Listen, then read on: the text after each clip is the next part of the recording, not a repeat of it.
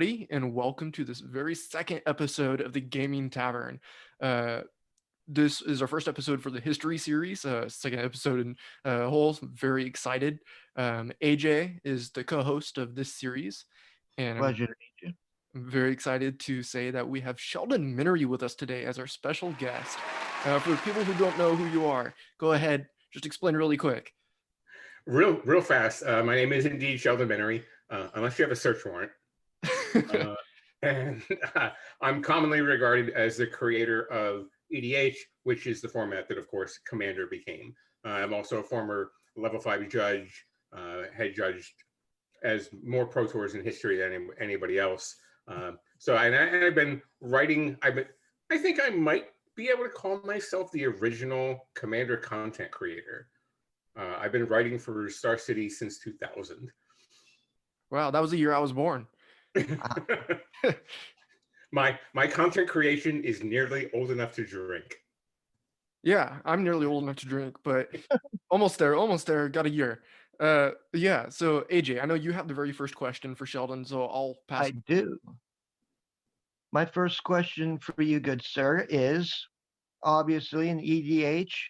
Why did you choose 40 life as the life cap amount to start the game at when the commander damage is 21 points of commander damage? Okay, so the two things are only tangentially related. Back in the beginning, so when I first encountered the very kernel of the rule set that became that we would use, that they were calling Elder Dragon Highlander at the time, the life total was 200 divided by the number of players in the game. So if you were playing a 5-player game, obviously it was 40, and that was the basic, because back then the only commanders, they were called generals, were the 5 elder dragons, and there were only 5 people playing the format. So everybody had a reserved commander. So at a certain point, I again, once I realized that the idea of the format might have some legs, I took my knowledge of Magic formats. So this is 2002, early 2003. So, I'm already a high level judge. I have a pretty good understanding. I've been to a number of Pro Tours. I understand competitive Magic at a sort of a macro level. And I was like, if we want this to have legs, some things have to change. The first thing was, in the old days, it was a singleton format to include basic lands. And again, those of us who are old enough to have been playing in 2003 know that the non-basic lands back then were not particularly good. Right. So one of the first changes I made was, no, we need basic lands to be not singleton. So the whole 200 divided by the number of players in the game was like, oh, 3 of us are playing at 67. That's kind of awkward. 4 of us are playing at 50. Those numbers seemed kind of untenable. And, eventually we settled on 40 as a good amount of life. Now, the 21 commander damage comes directly from the fact that all the Elder Dragons had a 7 power. They were all 7/7s, in fact.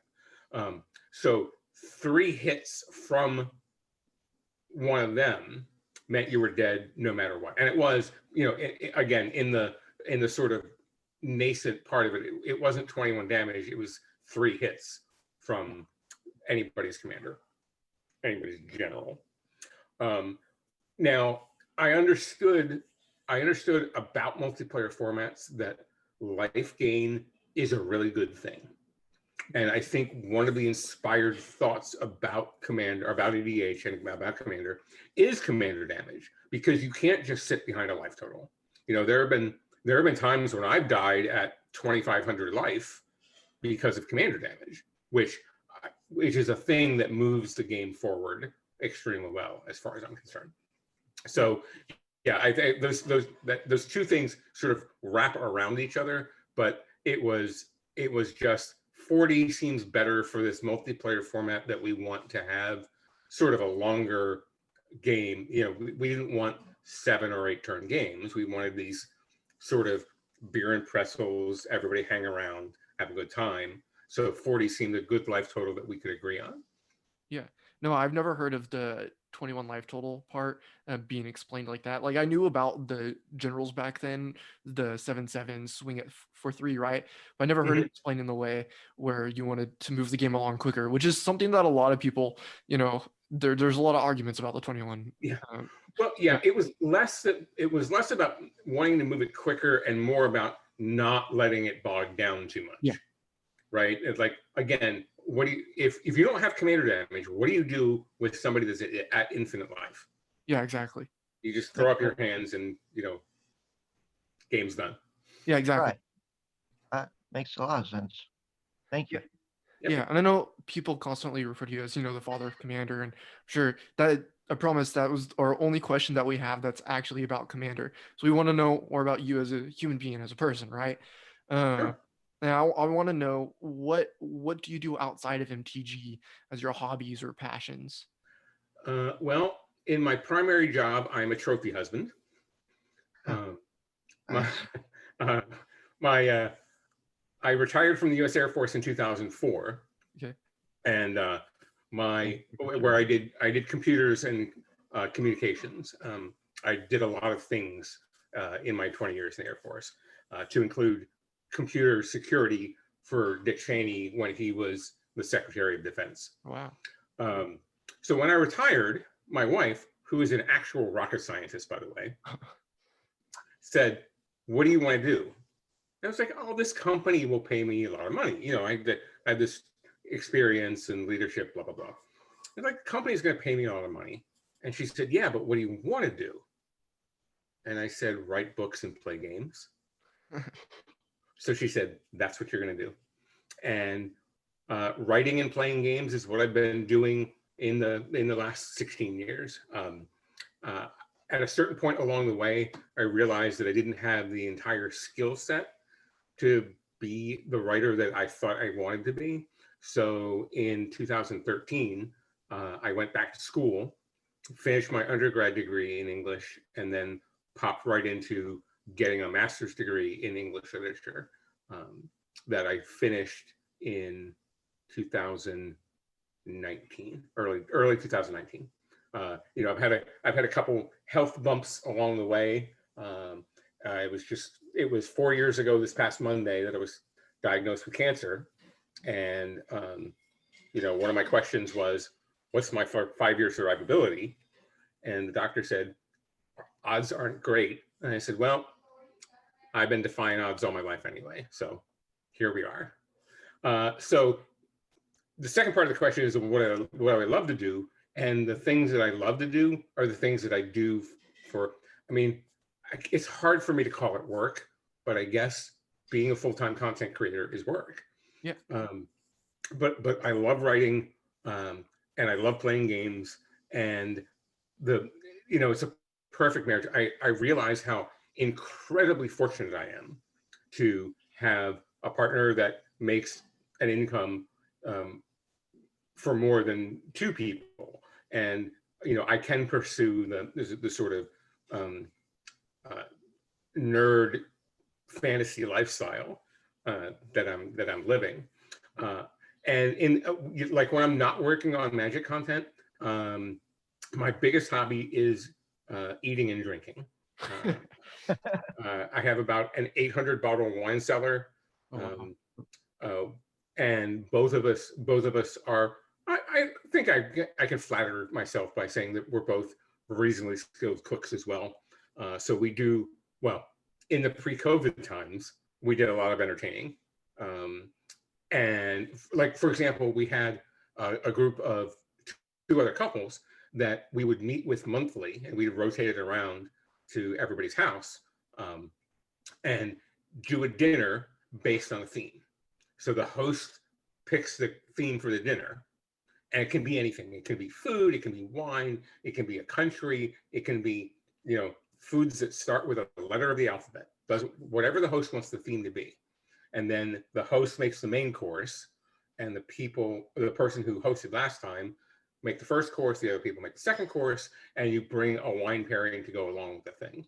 And we did, before our friends, one of the couples moved away, we did about 70 of those. Oh wow. Over, the period of 6 or 7 years. Yeah, so when I turn 21, I should come visit you. Yeah, right. So eating and drinking are pretty important in this house.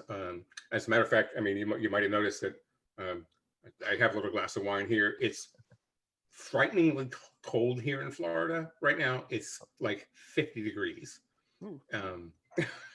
So we're bundled up, and we made a potato cheese soup for dinner. Ooh. So a little Gewürztraminer here to go with it is Nice. what we had. Yeah, no problem. Yeah, no, that's pretty awesome. Yeah, I'm in California. It's probably about the same temperature here, to be honest. Yeah. AJ. Yeah, I mean, in Florida, when it gets below 70, everybody is pulling out the parkas. It's funny. It's hilarious. I grew up in Baltimore. I've lived in places like Iceland and Alaska and Korea. So just seeing people panic when the temperature, gets into the 60s is kind of funny. Yeah, that would be. Yeah, AJ's just a few hours north of me, so we get pretty similar temperatures over here. Yeah, no, thanks for that. And you said you're a retired L5 judge. I've never talked to an L4 and L5 before. So what exactly differentiates what you do from what an L4 or L3 would do? Yeah, well, what I did, I retired from that in 2011, and the program did away with L4s and L5s shortly there. In a few years thereafter, when it reorganized, it decided to. So I'll answer the question first. L5s were sort of the leaders of the program. There were when I first made L5, there were 6 of us. Then 3 of them over a year or two retired. That there was a point where there were only 3 of us. It was me, Toby Elliott, Ricardo Tessitore, and our job was to lead the program, was to shape the program that we had built already. Because back then, in the late 90s, early 2000s, it was the Wild West in competitive Magic, and we were making up how we ran Pro Tours as we went along. There wasn't this brilliant plan of how a judge staff runs a Pro Tour. So people like Mike Guptill and Nat Fairbanks were really fundamental in sort of laying the bricks that we built the palace on to then administer the program. So one of the initiatives that I had was, well, we're going to make areas of the program. I called them pillars. They might even still call them pillars, but there were various areas of the program. So, event logistics, judge training. We had it wasn't called a disciplinary committee, but it was like sort of the penalty review board. And the job of an L5 really was to both head judge Pro Tour, since we were the only ones that were allowed to do it, and then provide the structure for the rest of the program, so that the regional judges and the citywide judges, the L3s, got the resources that they needed to do their jobs. And in the middle there, things flipped around 2008, 2009, from a top-down program to a bottom-up program.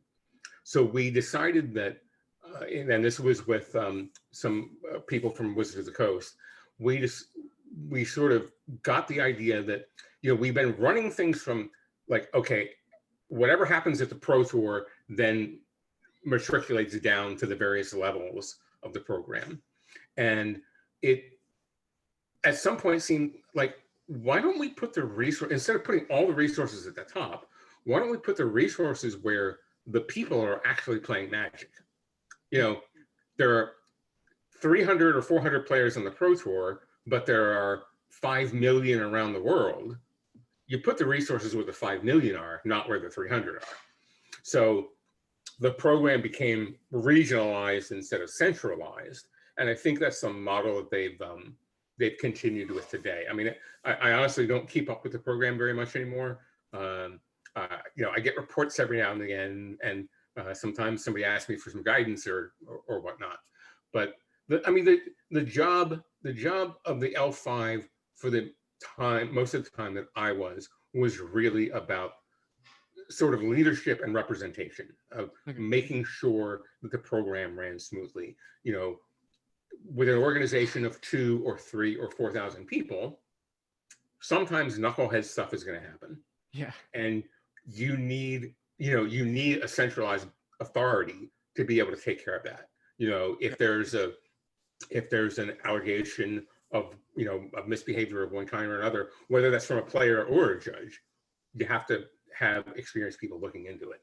And we made sure that happened. And I look back and think, man, we probably could have even done a better job than we did. We could have, our training programs could have been better, for one. I think that we expected judges to have this elite level, especially high level judges, having this elite level of Magic knowledge, but they were ambassadors, right? They're customer relations people. Yeah. And the program now, I think, does a better job than we did in the past. Again, we were still draining the swamp and fighting off the alligators. And, I kind of wish we would have put in more resources into the sort of customer service training than we did. Okay, yeah. I actually used to do some local judging a couple of years back, and I've had a few weird things happen, some crazy stories. I've had somebody where they didn't like one of my rulings, and so they tripped me. Yeah. I hope that player is never playing Magic again. Well, they got kicked out of the store. I don't know what happened to them after that. But yeah, no, that was interesting. So on those lines, do you have any interesting stories about interactions with players that you could share with us? Yeah, that I can share. Well, I was one of the things that I think that I personally brought to the program was that level of interaction with the players. Yeah. Instead of having the judges as these sort of distant authority figures, I wanted us to be all of one kind of big family, because in the end, I think that the adversarial relationship between judges and players is counterproductive. And overall, players and judges both want the same thing out of a Magic tournament. They want a good, clean tournament, right? They want a well-run, clean, no cheating, no nonsense, good tournament. Now, players also have this sort of meta goal of winning. Yeah, of course. But that's a secondary concern to the big family. So one of the first things I did was have more outreach with players themselves. I'd made, certainly working Pro Tours, you run into the same people a lot. Yeah. So I started just forming relationships, good relationships, positive relationships with a lot of the Pro Tour players. And my hope was to engender trust in them that I'm not there out to get them. While yes, I'm going to be the final authority, I'm not there to get them. I'm there to make their environment better. So when something happens, they can come to me and I'll help get it resolved, or I'll make sure that it gets resolved, as opposed to keeping this distance. And I think in the end, being a relatively stern authority early on, like I said, in those Wild West days, was what we needed. We needed to get the cheating out of Magic, and certainly out of professional Magic. And then you only spend so much time conquering the kingdom, and then you have to rule it. And the skill set that you need for one doesn't necessarily translate into the other. Being a good monarch doesn't. See what I did? I threw monarch in there. Yeah. Being a good monarch is not about having distance. It's about having closeness. Yeah. And I think that forming those good relationships led to the sort of a groundswell of support for the clean tournaments that we wanted in the first place. Yeah. So we when we got the clean players all on our side, we, like us, they started ostracizing the dirty ones, Yeah. and the dirty ones went, for the most part, the dirty ones went away. And then some people tried things, and we didn't let it happen. Yeah. I mean, it had to have been interesting dealing with a lot of those other content creators coming in with their big personalities as well during these events. Well, I mean, content creation, because we're talking about a decade ago. That is so true. Content creation wasn't, yes, there are big egos in professional Magic. And there were 10 years ago, there were 20 years ago. But again, I think you create the relationship where one of you does, where you both understand who the final authority is, but that authority doesn't need to continue to reinforce that authority to everyone else. I didn't need to storm around the Pro Tour and tell everybody I was the head judge. Yeah. Because I created the trust that everybody knew that, I always wanted to be the person that when I walked into the room, everybody said, well, things are going to be fine because he's here. And I think it went a long way to sort of deflecting some of the ego issues that were that may have cropped up. Sure, I had more than one Pro Tour player say to me, "Do you know who I am?" And it didn't matter. Yeah. Yeah, I do, but that's not important right now. Yeah. So, I mean, there were lots of wild and wacky times. There was a Grand Prix in Richmond in 2006. I think it was on Super Bowl Sunday. What genius made a GP on a Super Bowl Sunday?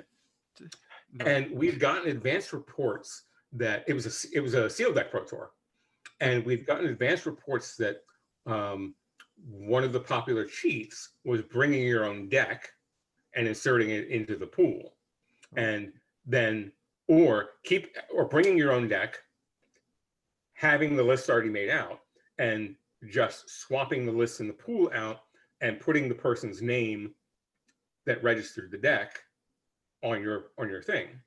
So what we did was we created trapped deck lists. So we printed up because there were paper checklists in, and one of the things that the organizers were doing were printing them on different color, so you knew that well, if a person submits a white deck list in a green tournament, then something's wrong. Yeah. And it was during original Ravnica block sealed, in fact. And we changed the spelling of Birds of Paradise to Bird of Paradise on the list. So during the first round, the only thing that the deck check team did was check every list to make sure that it had the incorrect card name on it. So instead of Birds of Paradise, it said Bird of Paradise. And I think we caught 8 people just on that alone. It sent a signal, I think, that we're not just going to be reactive, we're going to be proactive. And again, we want clean tournaments, and players are partially responsible for making that happen. And bringing them in was much better than keeping them at a distance. Yeah, no, I remember one of my very first experiences judging an event was somebody during a draft taking extra cards. That was a very complex thing that I had to deal with. I was like, this is my first time. Why? That still today resonates with me. It was my very first experience judging something. But it was still fun. I mean, we had a good night after the guy left. Yeah. But yeah, I should not play anymore. yeah. No, he doesn't. No. Well, that was the other thing. Was never when something goes wrong, especially when a player intentionally cheats. The understanding that there are 2 kinds of cheats.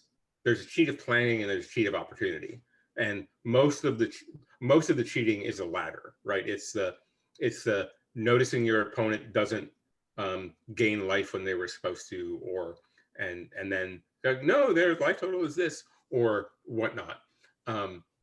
So I think, again, changing the culture so that kind of thing happened less was better than trying to worry about all the cheats of planning, because there were some, but most of them you knew already, so you knew how to prepare for it. Like we did in that one.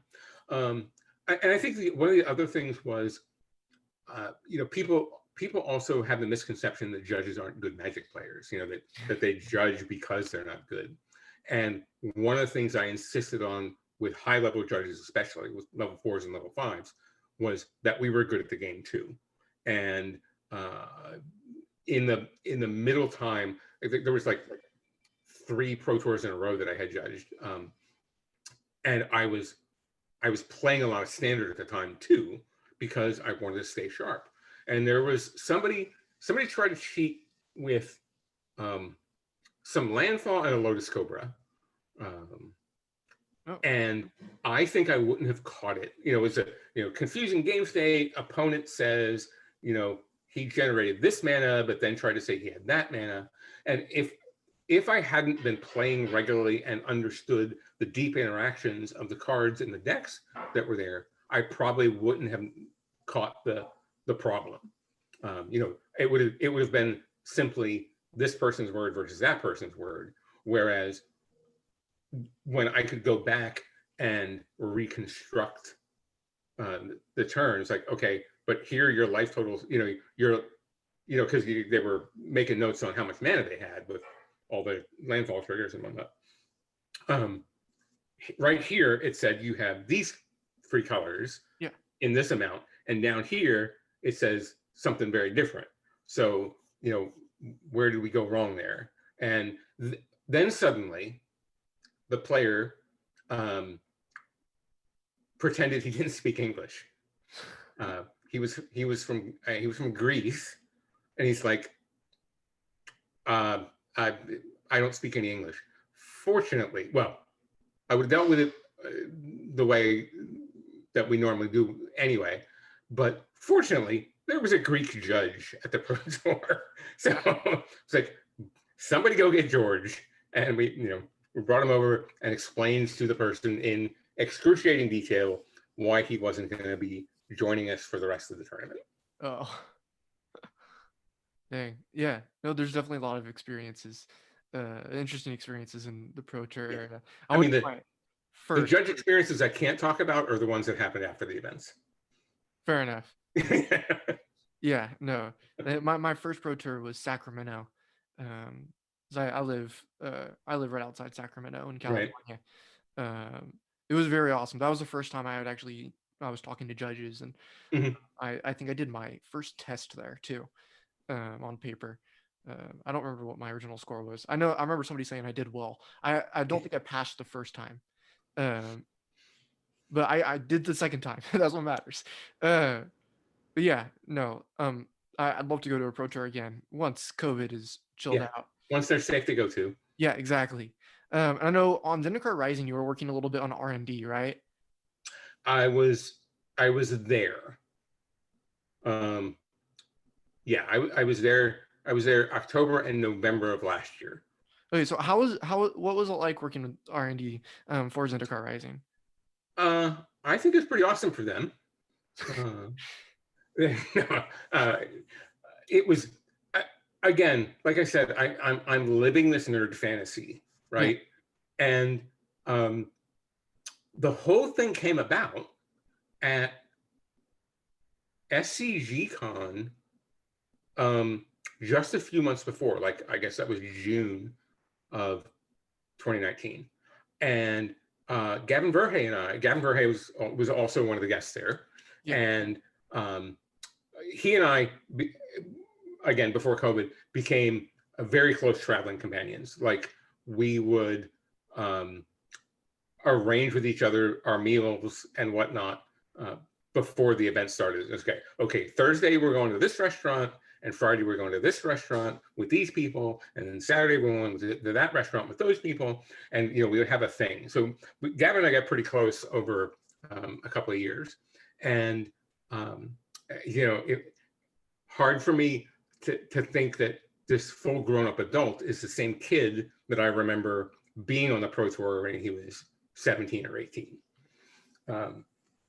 And we were just having a chat about the format. He said, "Let's go have a chat about the format. Let's schedule a break and eat some lunch and have a chat about the future of the format." And during that conversation, the idea of me coming and working on design came up. And like I said, that was June. By September, I was signing the contract to go out there and work in R&D for the rest of the year. And it was as an amazing experience as you can possibly imagine. Being surrounded by highly intelligent, highly creative, highly dedicated people. We're talking about people who are really smart about the game of Magic, and just being in that environment. And I think the first week I was there, my Star City article was, "Here's all the awesome things about my first week," and it really was. The people were even better than I expected. Like I knew 3/4 of them already, but then that whole extended group that you get to meet, the people you work outside of, I could throw a paper airplane at Mark Rosewater, and Eli Schifrin, who was the rules manager at the time, sat right behind me. So I just had to. So it's like, "Eli, how do we make this work?" So then we sit down and talk. As a matter of fact, that was the change to commander trample damage. I mean, the commander dice trigger came from one of those conversations when I was out there. We had been talking about it, both R&D and the RC had been talking about it independently for a while. It's like, and one of their arguments, like, we would like to design some commanders, or legendary creatures, but this dice trigger thing is problematic. And it probably took, well, I mean, it was in the works a year and a half by the time we finalized it. By the time we finalized and announced it, it had been in the works for a long time. And we were stuck on some little point at some point. And I turned to Eli, I was like, "Hey, if we just do X in the rules, can we?" He's like, "Let me think about that." And then we got Toby Elliott involved, and it just became this this sort of rolling thing where we finally got it worked out. We got it worked out probably 6 months before, or 7 months before we actually announced it, but we needed to slow roll it because they had to be able to work it into the coding of the online, of Magic Online and Arena. So it's like people were complaining about the commander's dies. I'm like, we understand what you're saying, but I couldn't say, just wait, just wait for April, it'll be fine, or wait for January or whatever, it'll be fine. So that was one of the fruits that the tree of me being out there bore, and it was just this again. I spent now. Again, I was undergoing cancer treatment at this time, so I was flying back home every other week to get treatment. Like I'd fly back, I'd leave Thursday night, fly back, get treatment, fly back on Sunday night. Oh, wow. To Seattle. And I, partially because it was all I was able to do, but for 2 months I lived and breathed designing Magic cards. And again, it's one of those things that people like, I would pay money to do that. Yeah. And fortunately, they paid me to do it. Yeah, no, I think every Magic player's dream is to be able to design a card. I will say this. There are a lot of people that might be able to come up with Magic. It's like, well, here's an interesting design for a Magic card. It takes a professional designer to make it work, because you have to think about, and this is one of the points that I brought up. I didn't realize how holistically everybody, and I mean everybody there in Studio X thought about the game, because you don't just design a card for a card. Yeah, that's easy, right?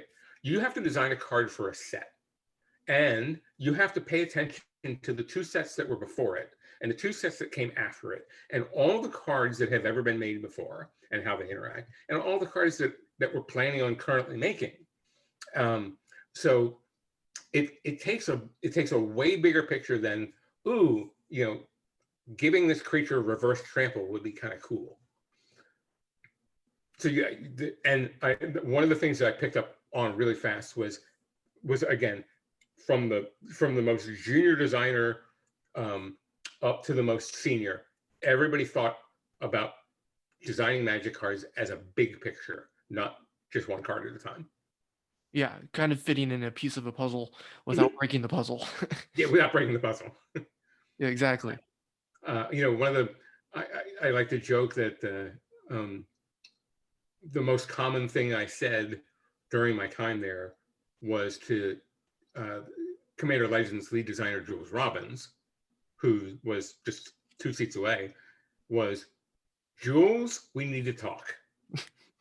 Because I didn't work on Commander Legends, but I had access to the file. So, we were working with Commander Legends in design of the things that I did work on.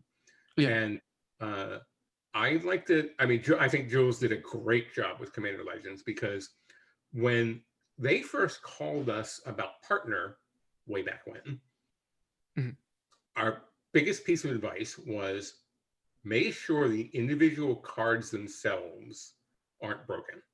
Be very, very careful here. And I think some of the partners got away from them, but then Commander Legends, I think, has just brought it home. I think they did such an outstanding job on everything there. Yeah, I know Tymna and Thrasios are very commonly used. Yeah, they've been at the top of the list now as your commander for probably more than a few months now, right? Yeah. I remember reporting on it for a while, and I'm just like, I bet with somebody on it how long it would stay the same, and I've won that bet by now. Yeah, but yeah, no. Before we end the podcast, I want you to tell anybody out there how to find you, follow your content creation, your social media, what to do. Sure. You can find me on Twitter and Facebook by my name. That's Sheldon Menery.